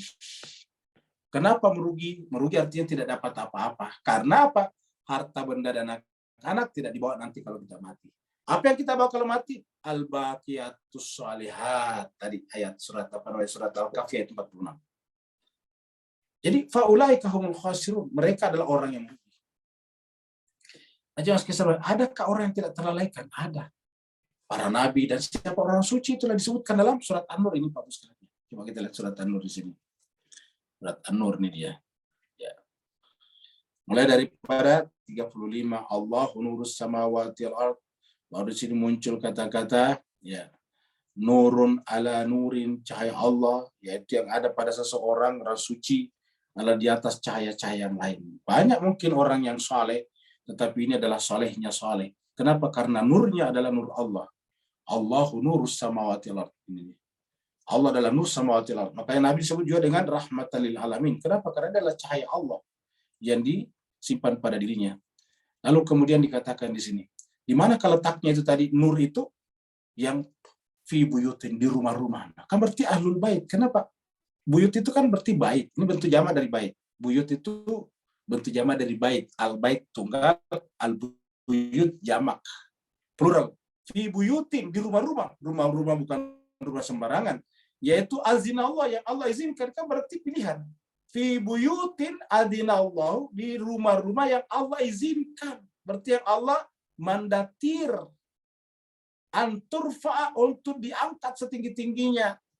Wa yudhkara, dan terus disebutkan pihak padanya ismuhu, namanya. Berarti kan dia adalah merupakan tajalli daripada nama Allah, tajalli sempurna nama Allah. Karena tajalli sempurna nama Allah, maka penghuni buyut itu adalah mengangkat dan menjadi setiap berhubungan dengannya sama dengan ingat kepada Allah. Kerjanya yusabbihu lahu fiha fil ghudwi wal asal. Tidak pernah mereka tidak bertasbih bil ghudwi wal asal. Adakah orang seperti ini? Hampir tidak ada, Pak sekalian. Tetapi mereka yang disebut dengan ismu di sini, nama Allah diangkat benar-benar seperti ini. Ada cucunya Nabi yang suci, yang baik, yang soleh. Saking banyaknya beribadah kepada Allah seperti kakeknya, setiap orang datang ke rumahnya pasti menemuinya dalam keadaan sujud. Makanya orang-orang menyebutnya as-sajjad. Kenapa disebut as-sajjad? Karena setiap orang datang ke rumahnya pasti dalam keadaan sujud. Disebut dengan as-sajjad. Setiap orang datang ke rumahnya sedang beribadah dianya. Tunggu dulu Pak sebentar. Bapak lagi beribadah, kurang lebih begitulah. Bapak lagi beribadah. Selesai dulu ibadahnya, baru kemudian, maksudnya selesai sholat misalnya, baru kemudian menemui tamunya. Nah, karena seringnya beribadah, setiap orang datang kepadanya pasti, mana ibadah? Kalau kita kan, mana? Lagi tidur, mana? Lagi di kamar mandi. Kalau dia tidak, mana bapaknya? Lagi beribadah. Maka disebutlah dengan Zainul Abidin. Zain itu artinya perhiasannya para ahli ibadah. Jadi digelarlah dengan as-sajjad atau digelarlah dengan Zainul Abidin. Ya, maka nama aslinya adalah Ali, putra daripada Al-Husain, namanya Ali bin Husain. Nama gelarannya Ali Zainal Abidin As-Sajjad. Ali siapa? Bukan Ali bin Abi Thalib, tapi Ali yang lain, yaitu Ali cucunya Ali juga. Ali cucunya Ali, karena ini kan Ali bin Husain bin Ali, ya kan begitu. Kan Ali Zainal Abidin bin Al-Husain bin Ali bin Abi Thalib. Jadi cucu Ali juga, kakeknya namanya Ali Amirul Mukminin, Ali bin Abi Thalib. Cucunya Ali juga, sama juga dengan kakeknya, ahli ibadah juga. Ingat kakeknya dibunuh dalam keadaan sujud di masjid ketika mimpi sholat. Dia sekarang setiap orang masuk ke rumahnya dalam keadaan sujud, disebutlah sajjad. Selalu beribadah, Zainal Abidin. Jadi Ali Zainal Abidin as-sajjad. Jadi yusabbihu lahu fiha bil ghudwi wal asal. Ya. Selalu bertasbih kepada Allah. Siapakah mereka itu nih? Rijalun. Orang-orang. Rijalun. La tulhihim. Lihat ini. Yang tidak lagi terlalaikan. La tulhihim tijaratun wala bai'un. Apakah mereka ini tidak berniaga? Mungkin berniaga juga. Apakah mereka tidak berjual beli juga? Karena kalau tidak berjual beli, bagaimana mereka bisa makan? Kan untuk hidup kan harus berjual beli. Beli makanan, beli roti, beli baju. Tetapi mereka tidak dilalaikan oleh tijaratun, tidak dilalaikan oleh jual beli. La tulhihim tijaratun, ini adalah orang ini bukan sembarangan. Yang tadi di sini disebut dengan fi buyutin, yang di sini disebut dengan nurun ala nurin tadi. Nurun ala nurin. Jadi rijalun la tulhihim tijaratun wala bai'un an dzikrillah, dari mengingat. Ini lihat ini juga sekalian. Jadi la tulhihim tijaratun an zikrillah, kan sama tadi di sini Pak Bos sekalian ya. Ya, coba lihat di sini nih. La tulhikum amwalukum wala auladukum an zikrillah. Ini an zikrillah. Nah, ini tadi apa? An zikrillah. Wa iqamis shalah, selalu mendirikan salat. Ini tadi ingat. Salat itu kan ada sujudnya, selalu sajad sujud. Wa ita'iz zakat, selalu beribadah. Zainal Abidin. Yakhafuna yauman tataqallabu fihi al-qulub wal absar. Tidak lagi punya motif untuk mendapatkan popularitas, motif untuk mendapatkan kekayaan, motif untuk mendapatkan kekuasaan, tidak ada semuanya itu. Lalu apa motifnya? Yaitu yakhafuna yauman tataqallabu fihi al-qulub wal absar. Mereka takut pada suatu hari di mana pada hari itu tidak ada orang yang tidak akan bergetar hati dan penglihatannya, saking besarnya hati hari itu. Itu adalah hari yang sangat besar. Itu kapan? Pada saat kita dibangkitkan di padang mahsyar. Jadi saya kira Pak sekalian jelas ya. Jadi apa kata Allah? Wa may yaf'al zalik. Siapa yang berbuat demikian itu dilalaikan oleh harta benda dan anak-anaknya, maka faulaika humul khasirun. Mereka orang yang rugi. Nah, jemaah sekalian terbahagia, ayat 10 mengingatkan kita. Ini adalah ilustrasi orang yang meninggal dunia.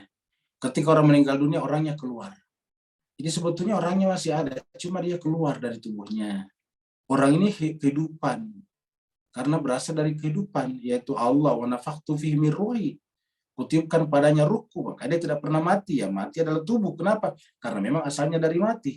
Ya, alladzi khalaqal mauta. Jadi mulai dengan maut, baru wal hayata. Mati dulu, baru dikasih kehidupan. Ya, begitu juga di tempat lain, kaifa takfuruna billahi wa kuntum amwat. Jadi tadinya kita mati, sekarang dimatikan lagi. Ini tidak pernah mati nih, balik lagi. Nah, jemaah sekalian berbahagia.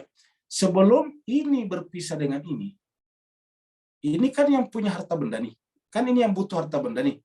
Tubuh inilah yang butuh mobil, kereta. Tubuh inilah yang butuh emas. Kan emasnya nanti dipasang di cincin di sini atau di kalung misalnya. Tubuh ini kan yang butuh kekuasaan. Tubuh ini kan yang butuh kesenangan-kesenangan, bukan ini. Nah, makanya Mas berbahagia supaya menjadi tadi apa? Al-baqiyatus shalihat. Semua yang dimiliki ini kita simbolkan dengan harta benda di sini dan anak-anak ya harus diinfakkan, digunakan di jalan Allah sebelum ini terjadi. Allah berfirman, wa anfiqu, nafkahkanlah. Tadi kan orang munafik mengatakan la tunfiqu, kan begitu. Kalau tadi orang munafik la tunfiqu, kalau ini wa anfiqu. Jadi kalau orang munafik la tunfiqu ala ma inda rasul. Kalau di sini wa anfiqu mimma razaqnakum. Belanjakanlah, nafkahkanlah mimma razaqnakum, dari apa saja. Ini kata-kata ma di sini Pak tidak harus harta saja. Mimma razaqnakum, apa saja yang kami rezekikan kepada kalian. Apa yang Allah rezekikan kepada kita? Kesehatan, ilmu pengetahuan. Apalagi banyak yang lain. Ya, tidak selamanya harta benda. Kita menaikkan bebannya orang yang kesulitan, itu juga adalah sedekah. Kita tersenyum kepada orang juga adalah sedekah. Ya, kita memberi jalan kepada orang yang susah jalan, itu adalah sedekah. Jadi apa saja, wa anfiqu mimma razaqnakum, dan infakkanlah, belanjakanlah, nafkahkanlah sebagian dari apa yang kami rizkikan kepada kalian. Min qabl, sebelum. Min qabl ini sebelum. Sebelum apa? Ayati ahadakumul maut, sebelum datangnya kepada salah seorang di antara kalian al-maut, kematian. Karena kalau sudah datang kematian tadi, nggak bisa. Jadi, ayati ahadakumul maut, sebelum datangnya kepada kalian, salah seorang di antara kalian, al-maut, kematian. Apa sebabnya? Fayaqula, karena siapa saja yang kedatangan kematian padanya, siapa saja, termasuk kita semuanya yang hadir ini, fayaqula, pasti akan berkata. Fayaqula, pasti akan berkata. Siapa saja kalau kematian sudah datang. Apa katanya? Rabbi, wahai Tuhanku. Rabbi, wahai Tuhanku. Laula akhartani ila ajalin qarib. Laula, mengapa engkau tidak akhartani, menunda. Akhartani dari kata akhir, mengakhirkan, menunda. Wahai Tuhan, kenapa engkau tidak menunda kehidupan kematianku ini, al-maut? Mengapa engkau tidak menunda kematianku ila ajalin, kepada waktu karib yang dekat saja? Bapak Ibu sekalian coba camkan baik-baik. Di dalam kehidupan dunia ini, Pak Ibu sekalian, tidak ada orang yang mau ditunda, tidak ada orang yang mau dipospon, tidak ada yang mau didelay misalnya. Kita naik pesawat, tidak mau pesawatnya didelay. Kita nagih utang, tidak mau piutang kita didelay, dipospon, tidak mau ditunda. Ya. Kita tidak ada yang mau ditunda bayar piutangnya. Tidak ada antara kita yang mau ditunda naik pesawat, naik kereta api misalnya. Tidak ada. Semuanya kita mau tepat waktu. Tapi lucunya Pak Bu sekalian, begitu kematian semuanya minta ditunda. Luar biasa kan Pak Bu sekalian? Begitu kematian datang, semuanya minta ditunda. Laula akhartani, wahai Tuhanku, kenapa engkau tidak sudi menunda kematianku ila ajalin qarib, kepada waktu yang dekat saja, sedikit saja. Untuk apa? Fa'asaddaqah wa akun minas salihin. Kata-kata fa'asaddaqah di sini banyak mengartikannya dengan bersedekah. Ya, tidak salah juga. Tetapi cuma sekarang kalau kita konsisten harusnya di sini kan perintahnya wa anfiqu. Ya. Anfaqa yunfiqu, harusnya fa anfiqu, kan begitu. Fa anfiqu maksudnya. anfaqa yunfiqu fa unfiqu, maka saya akan berinfak. Harusnya kan begitu. Ila ajalin qarib fa unfiqu, saya akan berinfak, karena kata-kata perintahnya kan anfiqu. Kenapa tiba-tiba rujukannya fasadaqah? Nah, ini as-sadaqah ini lebih dalam maknanya daripada sekedar berinfak. Kenapa? Sedekah itu artinya membenarkan, dan kita disuruh bersama dengan orang yang benar dalam kehidupan ini. Ya, coba kita lihat surat At-Taubah, surat yang ke-9, ayatnya 119. Ya ayyuhalladzina amanu, wa orang beriman, ittaqullah, bertakwalah kepada Allah, wa kunu, dan jadilah ma'as shadiqin. Ini ma'as shadiqin di sini. Jadi satu asal kata dengan bersedekah juga. Jadi di sini bukan hanya sekedar bersedekah dalam pengertian harta benda, tetapi juga membenarkan yang benar. Fasaddaqa, akan membenarkan orang yang benar-benar. Ingat, orang yang benar-benar. Kenapa tadi di atas kita bicara tentang berwilayah? Ingat tadi di atas ada 3. Ya, walillahil izzatu walirasulihi walil mu'minin. Ingat tadi di atas. Nah, terhadap orang mukmin rasul tersebutlah kita harus wasfasadaqah wa akun minas salihin, agar aku menjadi orang saleh. Jadi syarat saleh adalah membenarkan, mengikuti siapa tadi? Walillahil izzatu walirasulihi walil mu'minin. 3 unsur itu. Nah, inilah yang kita minta Bapak sekalian ketika pada saat akan meninggal dunia. Kenapa? Karena kalau kita meninggal dunia pasti ada yang tunggu kita di sana, ada bidannya di sana, ada susternya di sana. Nah, yang menunggu kita di sana siapa? Orang suci yang Allah tugaskan dulu dalam kehidupan dunia ini. Begitu kita meninggal dunia, kita menyaksikan wajahnya dan tidak sanggup. Karena di dunia kita menolaknya, kita menentangnya. Bahkan kita menganggapnya, kita menggunakan bahasa-bahasa yang kasar kepadanya. Maka kita tidak sanggup. Nakisur usihim, orang-orang pada saat itu menundukkan kepalanya. Saya berkata, Rabbana wa Tuhan kami, abusarna, kami telah melihat, wasamina, kami telah mendengar, farji'na, kembalikan kami ke dunia. Coba. Na'mal salihan, untuk kami beramal saleh. Berarti terkait semuanya dengan ini. Tapi apa kata Allah? Dia terakhir. Ini adalah kalau sudah malakut maut datang, ya tidak bisa ditunda. Ini adalah ilustrasi ketika orang kematian datang, dia akan pergi. Ini ilustrasi rohnya. Ilustrasi jiwanya telah pergi. Ya. Dia akan memenuhi panggilan Tuhannya. Kata Allah dalam ayat ini, wala yuakhirallahu nafsan iza ja'a ajaluha. Jadi iza ja'a, apabila telah datang ajalnya salah seorang di antara kita, lan, sekali-sekali tidak, yuakhir, tidak akan diakhirkan. Lan yuakhir. Siapa yang tidak mengakhirkan? Allah. La yuakhirallahu.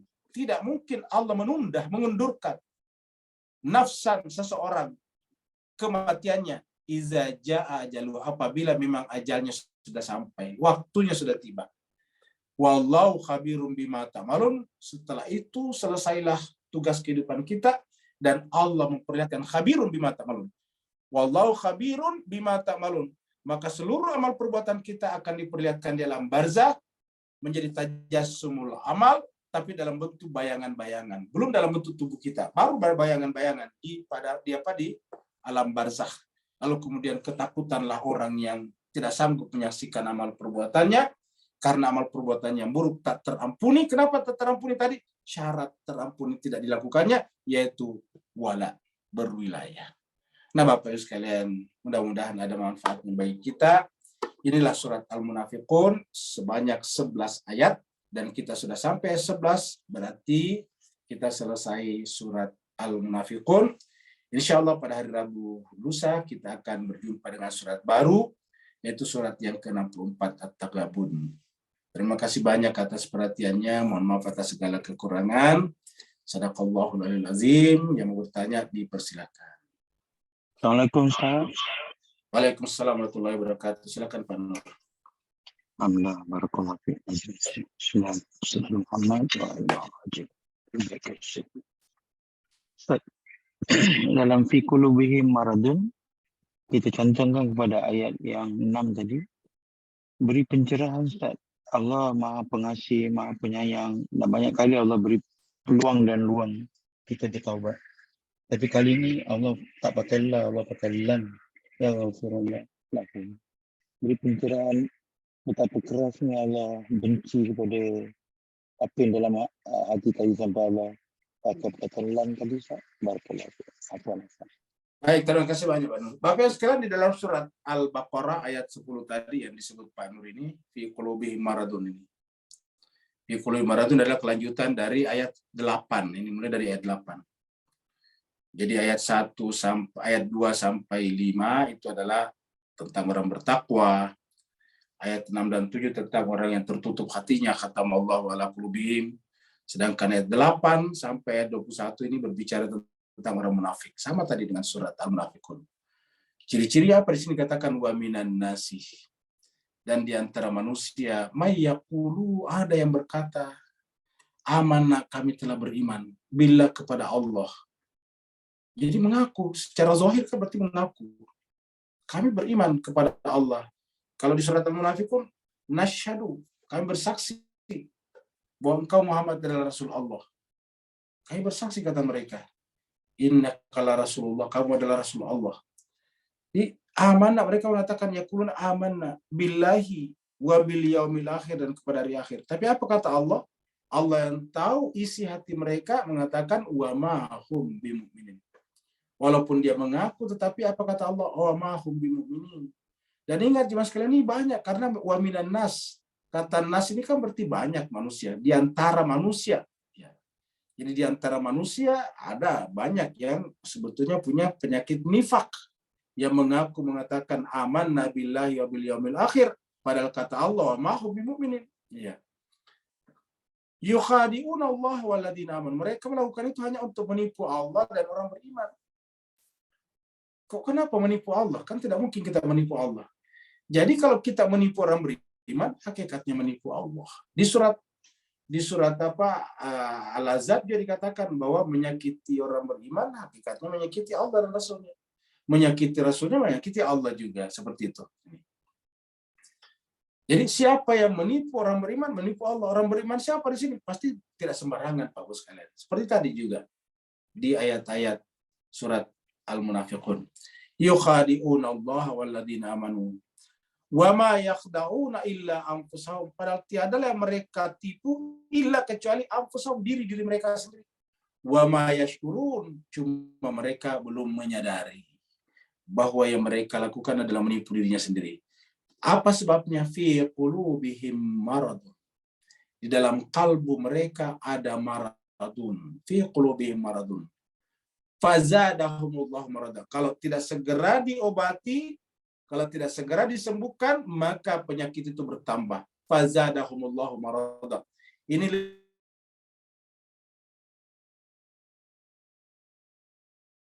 lebih parah daripada COVID-19. Apa kalau COVID sembuh, hanya sedikit yang meninggal. Begitu diobati sembuh. Tapi ini fazadahumullahu marada, tidak sembuh, bertambah penyakitnya. Sehingga kemudian kalau meninggal, walahum adzabun alim, bagi mereka ada azab yang pedih, bima kanu yakzibun, karena kedustaan mereka. Berdusta mengaku beriman padahal tidak beriman. Nah, kalau begitu apa obatnya? Ya, obatnya disebutkan juga di dalam Al-Quran. Ya, di dalam surat 17. Kita lihat surat 17. Ada obatnya di surat 17. Ya. Jadi kalau ingin lihat obatnya, Bapak sekalian, ada di sini. Ya. Surat 17. Surat surat 17, surat Al-Isra. Ayatnya ada di sini nih.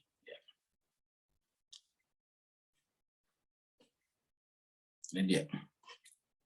Surat Al-Isra, surat 17, ayat 82. Obatnya ada di sini apa? Wa nunazzilu minal Qur'ani. Dan kami turunkan minal Qur'an, di dalam Al-Quran itu. Ma, tujuannya ataukah perannya, fungsinya adalah huwa syifa. Dia adalah syifa, penyembuh. Syifa itu penyembuh, bukan obat sebetulnya, penyembuh. Kalau obat dawa, ya. Ma huwa syifa, beda obat dengan penyembuh.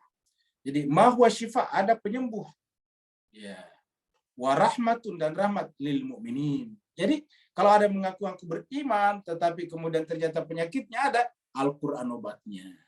Jadi tidak ada yang lain. Wa nunazzilu minal Qur'an. Tidak ada yang lain. Ini pengakuan Al-Qur'an.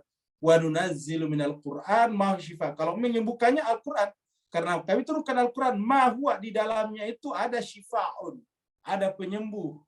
Menyembuhkan penyakit dan kemudian nanti melembutkan, menyembuhkan dan melembutkan. Rahmah itu melembutkan. Lil mu'minin wala yazidu zalimina illa khasara. Tetapi syaratnya adalah yang bersangkutan berusaha menghilangkan sedikit sifat zalimnya, itu nafs zulmaninya harus diobati, diganti dengan nafs rahmani. Seperti itu. Jadi lagi-lagi nafs rahmani harus dimasukkan sebelum menghilangkan para nafs zulmani. Bagaimana caranya? Seperti pembahasan kita di surat Al-Jum'ah, yaitu yatlu alaihim ayatihi. Kita harus mempelajari dulu bahwa semua yang ada ini adalah tajalli daripada penciptanya, sehingga tidak pernah kita tidak sedang bersama dengan Allah Subhanahu wa taala melalui tajallinya tersebut. Ada lagi yang lain? Ada Ustadz, satu Ya. pertanyaan dan satu permintaan doa. Ya, baik, Bu Dokter, silakan.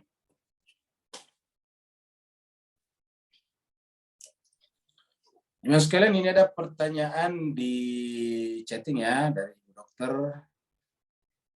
Ini dari dari Jakabar, Jakarta Barat ya, Jakabar atau Max, aplikasi namanya Jakabar ya. Jadi Max sekarang punya nama lain, Jakabar. Apakah mengadu domba termasuk dalam dosa besar? Iya, tidak boleh mengadu domba. Ya. Ingat, ya namanya menumpahkan darah satu orang sama dengan membunuh seluruh manusia. Semua hal-hal ini kan berarti membunuh, kan berarti dosa besar. Semua hal-hal yang bisa menyebabkan mengarah kepada terjadinya pertumpahan darah itu menjadi dosa besar juga. Contohnya apa? Contohnya bergibah, menggibah orang, itu dosa besar itu. Karena menggibah orang bisa mengarah kepada pertumpahan darah. Tajasus tidak boleh karena itu bisa mengarah kepada dosa besar. Ya, jadi mengadu domba itu adalah dosa besar. Ya, mengadu domba dalam pengertian menciptakan perpecahan. Karena dalam redaksi dosa besar, yang saya ketahui tidak ada redaksi menyebutkan secara tekstual bahwa mengadu domba termasuk. Ya, sebetulnya sih, mengadu domba itu memang tidak disebutkan dalam Al-Quran, tetapi menciptakan perpecahan ada dalam Al-Quran, banyak sekali kan begitu. Misalnya dalam Al-Quran, tasimu bihablillahi jami' wala tafarraqu, itu kan begitu. Ya, jangan berpecah belah. Berarti karena larangan berpecah belah itu adalah mutlak, berarti semua yang mengarah kepada perpecahannya dilarang. Seperti itu, dosa besar namanya kalau dilakukan. Kalau adu domba dalam Al-Quran kan tidak ada, karena adu domba itu sebetulnya adalah bahasa kinaya dalam bahasa Melayu. Dalam bahasa Arab juga tidak dikenal adu domba. Di bahasa Inggris juga. Saya tanya, ada nggak dalam bahasa Inggris kata adu domba? Apa bahasa Inggrisnya domba baru diadu kan? Nggak ada kan? Ya. Jadi yang ada artinya menciptakan perpecahan. Itulah. Mungkin kalau mau masukkannya adalah pada persaksi palsu. Banyak dalam Al-Quran. Nggak perlu saksi palsu. Pokoknya mengadu domba menciptakan perpecahan itu banyak sekali dalam Al-Quran. Ya. Tidak ada secara tekstual. Kata adu domba, ya nggak ada. Karena adu domba kita sampaikan itu adalah bahasa kinaya, bahasa perumpamaan. Kan tidak. Kalau adu domba dalam pengertian sungguhnya kan domba yang diadu. Tapi kan maksudnya di sini tidak begitu. Jadi artinya membuat perpecahan. Adu domba itu kan tadi menyebabkan fitnah. Kan kalau sudah fitnah itu kan adu domba, Max. Dalam Al-Quran ada kata-kata al-fitnatu asyaddu minal qatli. Al-fitnatu akbaru minal qatli. Bahkan yang semakna dengan fitnah itu banyak. Ada lagi ifkun, ada lagi buhtan, itu banyak. Semuanya itu mengarah kepada adu domba. Gitu. Jadi saya kira begitu. Berikutnya dari Bu Erna. Bisa nambahin, Ustaz? Ya, silakan. Apa namanya, kan dalam Islam kan dibilang jangan ngikutin prasangka, dan terkait dalam pembahasan tadi yang Ustadz bilang tadi, orang-orang munafik bilang jangan ikutin Nabi nanti gini itu batasnya antara melihat gejala sama berprasangka itu gimana, Ustadz? Misalnya gini, ini gejalanya nih kayaknya ya, ini langsung aja ke to the point, ke konteks politik, Ustaz. Misalnya, jangan ikuti kubu A, nanti akan terjadi Suriah. Jangan ikuti B, nanti Islam akan diberangus gitu. Misalnya seperti itu. Tapi kan ada semacam gejala juga, Ustaz. Gitu. Ada gejala misalnya apa namanya? Ya pokoknya gejala lah kita melihat tanda-tanda spesifik, misalnya ini beraliansi dengan kelompok radikal dan sebagainya. Kemudian kita berpendapat kekhawatiran kita seperti ini dari itu gimana, Ustaz? Apa termasuk kekhawatiran seperti itu juga tidak boleh dilontarkan, Ustaz? Mohon pencerahannya, Ustaz. Baik, terima kasih banyak. Perlu kita sampaikan bahwa yang namanya gejala itu yang kita bicarakan harusnya adalah fakta pendahuluan. Kita ulangi lagi, gejala adalah fakta pendahuluan.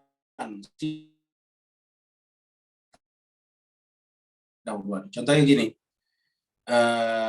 kalau mau hujan keras kan biasanya ada awan hitam. Jadi awan hitam itu kan fakta pendahuluan.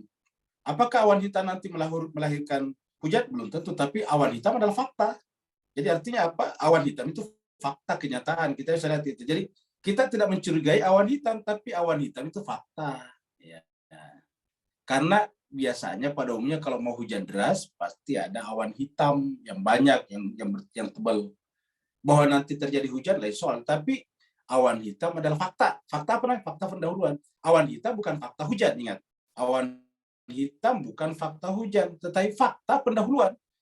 Karena selalu kalau mau hujan besar ada pendahulunya, namanya awan hitam. Walaupun tidak semua awan hitam melahirkan hujan. Maka yang kita tunjuk di sini bukan hujannya, tetapi fakta bahwa terjadi awan hitam. Kalau ada orang suka mencaci maki orang, apakah nanti terjadi seperti Suriah atau tidak, itu lain soal. Ya, tetapi faktanya adalah orang itu mencaci maki orang lain. Orang itu mengadu domba antara dua kelompok di dalam negara atau dalam umat. Seperti itu, next. Kita sebut itu sebagai fakta. Persoalan nanti terjadi Suriah atau dan sebagainya itu lain soal. Tapi ada fakta, dan fakta ini juga menjadi pendahuluan terjadinya kerusuhan di berbagai negara. Seperti itu. Apakah nanti di kita akan mengarah ke sana? Ya terserah, tetapi itu fakta. Artinya kenyataan bahwa mereka mengadu domba. Jadi bukan bicara tentang praduga, bukan berbicara tentang prasangka, ini fakta. Kalau prasangka itu bukan fakta. Iya, seperti itu. Seperti misalnya orang masuk ke toilet. Kita katakan dia masuk, mohon maaf, pipis. Itu namanya praduga. Yang kita bicarakan dia masuk ke toilet, itu fakta. Ya, itu fakta. Jadi dia masuk ke toilet, itu fakta. Persoalan dia anti pipis, lain soal. Cuma memang biasanya kalau orang mau pipis masuk ke toilet. Tapi apakah semua orang masuk ke toilet pipis? Belum tentu. Ada orang masuk ke toilet untuk memperbaiki pakaiannya, dandanannya, rambutnya, dan sebagainya. Jadi seperti yang kita bicarakan, faktanya dia masuk ke toilet. Faktanya dia mencaci maki. Faktanya adalah mengadu domba. Saya kira Bapak sekalian, terima kasih banyak atas perhatiannya. Mohon maaf atas segala kekurangan. Kita berdoa atas permintaan jemaat tetap kita, itu Bu Erna Asudin, yaitu untuk Ananda Aditya Pradana bin Bambang Sudarpo, putra Dr. Dina Sehudin. Jadi jemaat sekalian berbahagia, kita sampaikan Bu Dina juga ini peserta tetap kita, saudara kandung daripada Ibu Erna. Sekarang anaknya sakit, yaitu Ananda Aditya Pradana bin Bambang Sudarpo. Ya, sekarang ada di HCU ya, kita doakan semoga Ananda Aditya Pradana bin Bambang Sudarpo ini diberikan kesembuhan dengan kesembuhan yang sempurna, dilepaskan dari berbagai macam penyakit dan sebab-sebab penyakitnya, kembali kehidupannya normal seperti sedia kala, bergabung dengan keluarganya dalam keadaan bahagia, riang, dan juga beribadah kepada Tuhannya dalam keadaan sempurna. Ala hadiniya wa likulatan salihah bihaqi Muhammadin wa ali Muhammad wa bihaqil Fatihah wa bisiril Fatihah wa bikarabatil Fatihah wa bimujizatil Fatihah, khususan untuk anak kami Allah Ananda Aditya Pradana bin Bambang Sudarpo yang sedang sakit di rumah sakit. Semoga dengan bacaan kami dan dengan keberkahan pertemuan kami malam ini kau berikan kesembuhan kepadanya dengan kesembuhan yang sempurna. Al-Fatihah ma'as salawat. Allahumma salli ala Muhammad wa ali Muhammad. Allahumma salli ala Muhammad wa ali Muhammad. Allahumma salli ala Muhammad wa ala ali Sayyidina Muhammad. A'udzubillahi minasyaitonir rajim. Bismillahirrahmanirrahim. Alhamdulillahirabbil alamin. Ar-Rahmanir Rahim, Maliki yaumiddin. Iyyaka na'budu wa iyyaka nasta'in. ihdinas siratal mustaqim siratal ladzina an'amta 'alaihim ghairil maghdubi 'alaihim waladdallin amin. Allahumma anta syafi la syifaa illa min syifaa. Allahumma ya Allah Tuhan kami, tidak ada kesembuhan kecuali kesembuhan yang berasal dari sisi-Mu ya Allah. Kamu yang berkuasa atas segala sesuatunya, lahir dan batin kami ya Allah, termasuk lahir dan batin anak kami Ananda Aditya Pradana bin Bambang Sudarko ya Allah Tuhan kami, yang sekarang sedang terbaring di rumah sakit ya Allah. Berikanlah kesembuhan kepadanya dengan kesembuhan yang sempurna. Angkatlah penyakit dan sebab-sebab penyakitnya, dan penuhilah kebutuhan lahir dan batinnya. Berikanlah sifat-sifat ikhlas, sabar, ridho, dan tawakal kepadanya. Kirimlah malaikat rahmat selalu menyertainya ya Allah Tuhan kami, dan tanamkanlah rasa cinta dan kasih sayang kepada orang-orang dari sekitarnya, dan percepatlah kesembuhannya. Balikkanlah bergabung dengan keluarganya dalam keadaan riang, sehat, sempurna seperti sedia kala.